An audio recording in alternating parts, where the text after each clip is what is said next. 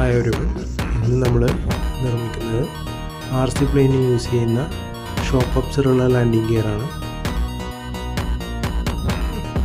നമ്മൾ ഇതിനുവേണ്ടി യൂസ് ചെയ്യുന്നത് ഒരു NRV ആണ്. അത് 1/2 HP മോട്ടറിൻ്റെ NRV, ഒരു ബോർഡ് മാർക്കർ, 2 ടയേഴ്സ്, ഒരു അലുമിനിയം ട്യൂബ്.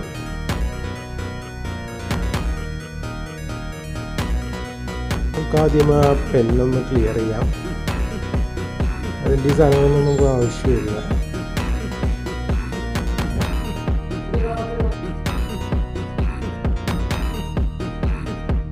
ഈ അലുമിനിയം ട്യൂബ് സ്മൂത്തായിട്ട് കയറുന്ന രീതിയിൽ നമുക്ക് അതിൻ്റെ ടിപ്പ് ഒന്ന് കട്ട് ചെയ്തെടുക്കണം. അലുമിനിയം കേബിൾ ഫുള്ളായിട്ട് കയറി പോകണം. ആ അലുമിനിയം കേബിൾ കയറുന്ന രീതിയിൽ നമുക്ക് ഒന്ന് മാർക്ക് ചെയ്ത് കട്ട് ചെയ്തെടുക്കണം. ഇപ്പോൾ ആ അലുമിനിയം ട്യൂബ് ആ ഹോളിൽ കൂടി സ്മൂത്തായിട്ട് മൂവ് ആവുന്നുണ്ട്. ഇനി നമുക്ക് നമ്മളുടെ ബോർഡ് മാർക്കറിൻ്റെ ഒരു 2 ഇഞ്ച് വെച്ച് അത് കട്ട് ചെയ്യണം. നമ്മൾ കട്ട് ചെയ്തെടുക്കുകയാണ്. ഇതിൻ്റെ അകത്ത് നമുക്ക് നമ്മളുടെ NRVയുടെ സ്പ്രിങ് ആഡ് ചെയ്യണം.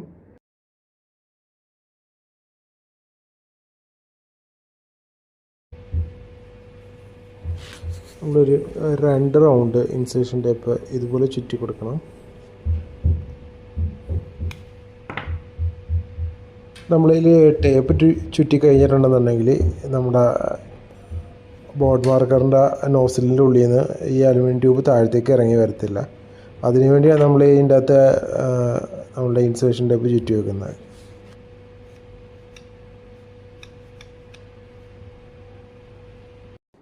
ഇനി നമുക്ക് നമ്മുടെ ഷോക്ക് അബ്സറിൻ്റെ സ്പ്രിങ് നമുക്ക് ഈ NRVയിൽ നിന്ന് അയച്ചെടുക്കണം.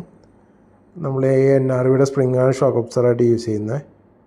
നമ്മളിത് ആദ്യം NRVയിൽ നിന്ന് ആ സ്പ്രിങ് അയച്ചെടുത്ത് അതിൻ്റെ കൂടെ ഒരു സ്പ്രിങ്ങിൻ്റെ ഒരു ലോക്ക് സിസ്റ്റം ഉണ്ട്. അതും കൂടി നമുക്ക് വേണം. കാരണം എന്ന് വെച്ചിട്ടുണ്ടെങ്കിൽ അത് സ്പ്രിങ് എവിടെയെങ്കിലും പോയി ലോക്കാതിരിക്കാൻ വേണ്ടിയാണ്. നമ്മളതിൽ സ്പ്രിങ് ഇട്ട് കൊടുക്കുകയാണ്.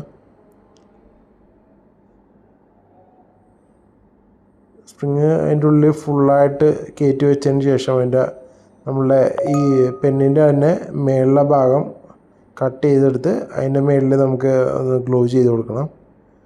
ഞാൻ ഫ്ലെക്സ് ക്വിക്ക് യൂസ് ചെയ്യുന്നത്. ഫ്ലെക്സ് ക്വിക്ക് ഇല്ലെങ്കിൽ വേറെ ഏതെങ്കിലും ഗ്ലൂ ഇട്ടാലും മതിയാവും.